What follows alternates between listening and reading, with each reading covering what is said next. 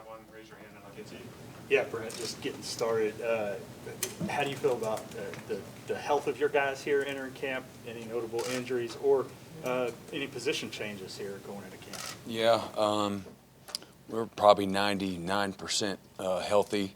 Nothing that we're really concerned about.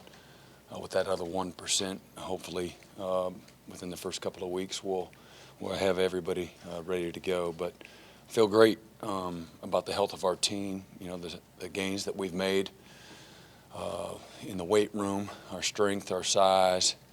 We have a bunch of guys that have PR'd through the course of the summer and have trimmed up, lost body fat, gained muscle. You know, mission accomplished. So I think our guys are in a really good, confident, strong position going into camp. Any position changes? Position changes? Like anybody's shifted position since the spring? I mean, defensive guys stayed on defense, offensive guys stayed on offense. You know, we might have some guys that played tackle moving inside, or guys inside playing a little bit outside, but nothing major. No. Bob Brisbello, front row. Yeah, Brent, you've talked about Josh Eaton at media days. You've mentioned Marcus Stripling before, back in the spring, and it's not so much their development on the field, but off the field. Like, how tough are those conversations to have, those heart-to-heart conversations, and how much benefit do you have after it because you've gone through that? I don't think the conversations are hard at all. You know, people know your motives, and you have relationships that are built. I think the conversations are very easy. And I think in order to create change, there's got to be awareness, there's got to be action, and then there's got to be accountability. And for us as a staff, and it could be changing anything, like, you know, whether it has to do with football or not, but, you know, there's a real transformation that takes place when these young guys, you know, come here and they go to college. And there's a maturation process that we've got to help facilitate, you know, and so that's part of it. That's actually one of the funnest parts of it, to be, you know, intimately involved with that, you know, change, and try to help them accomplish, you know, all of their goals. And but you got to have awareness, and then you got to put together a plan of action, and then you got to have accountability, you know, after that. So again, I don't see the difficultness of, or the difficulty of you know, having those conversations. That's part of helping them, take them to places that they can't, you know, go on their own. Eric Bailey, Tussle Room. Hey, good morning, Brent. We've talked a lot about offense and defense going into fall camp. I wanted to ask you about special teams. Just your thoughts going into fall camp, a little bit about the kicker situation, and then Michael Turk. He had a great year last year, and just the expectations for him. Yeah, I'm really excited. I, you know, through the course of the spring, for us, whether our long snappers, short snappers for a field goal, our Turk, our battle going on at the place kicker, we felt really good with consistency. You know, Turk is the model of exactly that. He's a pro in every way in regards to his mindset and work that he puts in every day. You know, he's an over-deliverer when it comes to, you know, managing his time the right way, and then bringing out the best in others. He leads the whole group of specialists, and he's tough and he's demanding.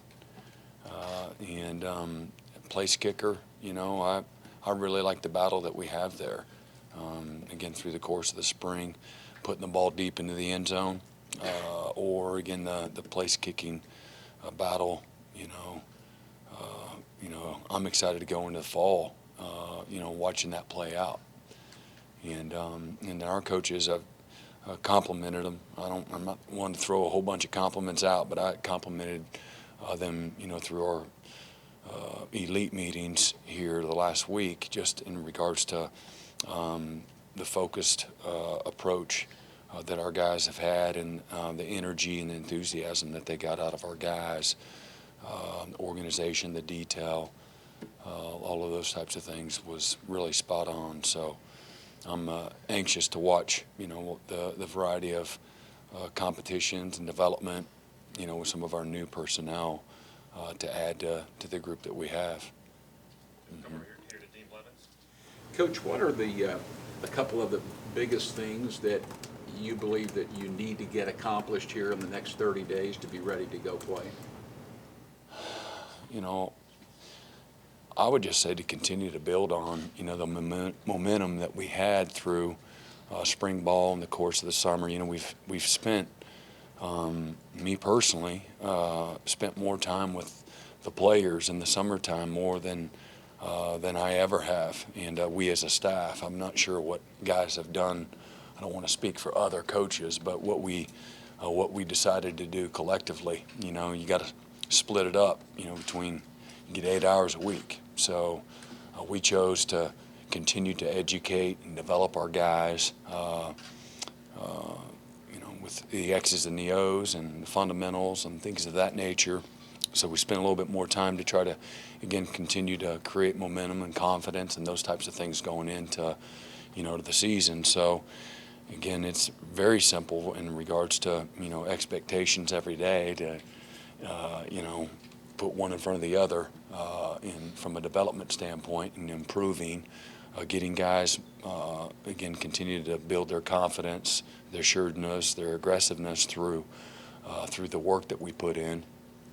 And again, a daily focus of improvement, more than anything else. We're constantly developing mindset and trying to create vision for what we want our guys to focus on. And I think that in order for us to really to be at our best, we've got to create a vision for what we want, the season to look like, positionally, as a unit, and certainly as a football team. So we've worked hard to try to do exactly that, create this vision. What's the target? What are we aiming at? Instead, it's the season. Some of it, is centered on your opener, to try to, continue to buy in. It's one game at a time. It literally is that. And most important, game of the year. And, all the work that goes into having a great season, you want to, develop and create a catalog of depth of, understanding, and try to build as much. The thing that we have going against us is we have this lack of experience in the new schemes, and some guys in playing college football and certainly playing football here at Oklahoma. So what can we do to try to bridge that gap? And so we've worked really hard and intentional trying to bridge that gap to create a level of comfort. And we talked about at Big 12 Media Days, we have 40% of our roster that has never taken a snap in an Oklahoma uniform. And so what can we do to help bridge that gap? And then, to utilize a bunch of those guys that do have a tremendous amount of experience playing college football. So that was with some of the transfers that we brought in. So how can we best utilize that experience? And so, those are things from an accomplished, what are we trying to get accomplished? And we want a confident, physical, tough, blue-collar work ethic type team coming out of, fall camp. I want our guys to be incredibly confident through the work that we put in over the last several months, and certainly fall camp is a huge part of that. And you continue to develop your fundamentals and still maintain strength and all those types of things through fall camp with a good, detailed, organized schedule. And again, our job is to bring them out, better prepared than when we went into fall camp. And so a lot of intentionality that goes into that. Far right, John Herbert. Brent, for a first-year head coach who's trying to establish what you want the program to look like, and I guess for a first-year staff who's going out and recruiting, establishing those relationships, how important was this summer for you guys to lay the groundwork like you did the end of June, all through July, and obviously the start of August, recruiting-wise I'm talking about? Well, really that's our first opportunity other than the unofficial visits. You know, as we talked about, you're competing now. Once you get into the month of June and the last part of July, but in June in particular, for official visits, you're competing to get guys on campus. So getting the right ones, and again, having a narrow focus through the course of the spring to figure out the guys that we really wanted to target, guys that were great fit for, you know, how we're trying to build our program, and get them on campus and create a vision for them and their families that they could buy into, have some perseverance and endurance, having that mindset. So I had to prepare our staff to have exactly that. You know, there's a patience that goes with that, but also a game plan that you're ready to execute if things don't go your way. And then again, for us to have long-term commitment to try to encourage guys to get to a bunch of spots so that they could really have peace and confirmation in their final decision. So we really felt great that although maybe some other people got more commitments earlier, that we would get the right ones at the right time, that had the depth of again, what commitment really looks like, and where it really had roots. And again, just because they commit doesn't mean everything's over. You know, for us, you got to continue to, you know, recruit them, you know, like they're not committed, you know, because you don't sign until December. But you feel really good about, again, where we're at right now, having, you know, now it's a dead period. And, you know, as we get into our season and you start getting busy, how to manage all of that still, you know, recruiting doesn't end. So, but we feel like we're in a really strong position at every position across the board that, you know, we've recruited and we're continuing to recruit, where we're at relationship-wise with these recruits and their families. Okay, second row, click, Brian. Yeah, Coach, you mentioned a lot of guys putting big numbers up in the weight room and improving in that area. Are there maybe 2 or 3 guys that really just jump out at you in terms of that eye test that showed you that they really put that work in? You know, I don't know. I just don't think it's, I would do anybody, you know, I'm going to do some people some disservice if I don't bring guys up. But I would just say collectively, you'll see when you get a chance to see them. You might have seen some already. You know, a lot of guys have been, you know, putting a lot of work in, and I think that you're going to see a lot of improvement. Some of them is some young guys that maybe played the last year or so that didn't have as much time to develop, that you're seeing really them take off now, you know, to be a real transformation. But you know, we're going to have you know, a weigh-in here in a couple of days, and really be able to we'll be able to put some stuff out there where you'll see some guys and see the transformation that we're talking about to highlight. But I really just want to highlight our whole football team, and I'll be honest, if I didn't feel like it was warranted, I certainly wouldn't promote it. But our guys have worked incredibly hard. They've invested like we've asked them to. And, you know, I think most teams around the country, I'm sure people can say that about their own team. But for us, I've seen, again, a great leadership through the course of the summer. Again, a lot of sweat equity that's been put in to this season.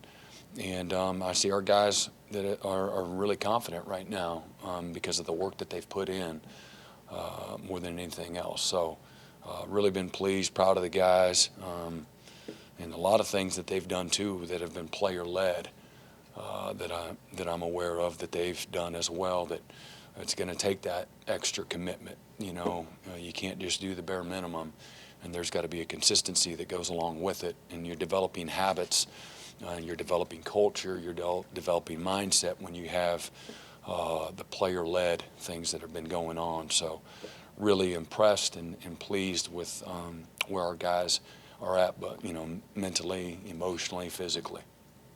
Barry Trammell? Yeah, Brent, sort of off subject, 30 years ago, you were a linebacker at Manhattan. Cale's a quarterback here. What do you remember about him as a player? Yeah, really confident, talented, dual threat. highly recruited. And I remember we got that dub on him too. Windy day in Manhattan, Kansas. No, he's just a really talented, tough guy, ultra competitor. So face of the program. Is it sort of cool, 30 years later? Yeah, no, yeah, we talk. Working together and you Yeah. work together a good chunk of your life. Yeah, no, and it's as I reminded our team a few days ago, prior to giving them a little break. Your success in life is going to be, there's going to be a lot of reasons that you have success in your life, but there's none that's more prevalent than it's going to go back to relationships that you have with people. People are going to facilitate your success. People are going to be a part of your success, and the relationships are going to be because of or your success is going to be because of those relationships. So it's always about people, and you want to stay connected. A lot of guys, young people, immature, the line of thinking is, I'm going to do this on my own. I can do life on my own, and success is going to be because of me. And this is a great example of what relationships, both on the field, and through the profession, here we are now working back together, like you said, 30 years later. And that's a really cool thing about football that you love, that it brings people from all different walks of life together. And it's a unifier, it's a connector, and having the amount of players, former players on our staff, I've lost count. I know it's, around 20 plus former players that are on our staff in different parts of our program. And Kale's a great example. And again, of course, we have 4 of the 5 guys on offense that all played at Oklahoma. And they deserve to be here. They're not, inherently deserve to be here. It's because you're talented. You're about the right stuff. And they've all earned the right to be here. But Kale's a great example, and we know what he's meant to this place and what this place means to him too. It's a two-way street, and but nobody's more passionate about this place and the success and what it's meant to him than Cale Gundy. Okay, James Hale, front row. Brent, I think it was at Big 12 Media Days, you brought up Gavin and Jaden, guys that could really run. I think you guys have tested lately. What's your overall thought of your overall team speed in your football team? I think it's good. We got good speed, skill across the board. We got big guys that can run. I like our team speed, and you want to see if they can play fast too, and so we'll see. When we start, playing this fall, but. Sometimes guys run fast, but they don't play fast. Sometimes guys don't maybe test well, but they run really fast. So, game speed is important, and you want to be able to play, have guys that can take the top off, a defense on offense, and guys that can get to the football, and we want our guys defensively be, fast and physical, and on offense, man, we want to be able to run by people. And I believe that we have that, personnel-wise. Okay, right side, Eli Letterman.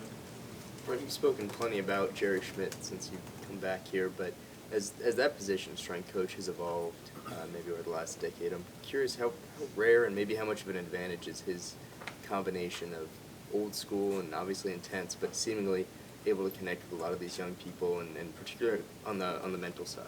Yeah, and I don't know if it's any different now than it was however long, just go all the way back, go all the way back 100 years.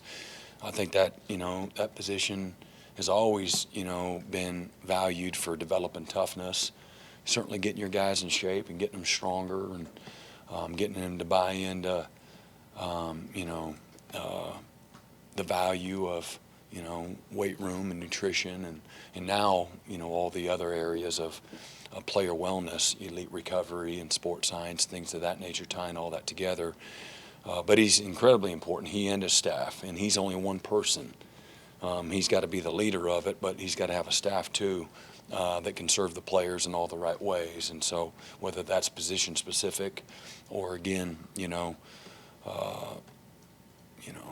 challenging and taking guys to some tough, dark places.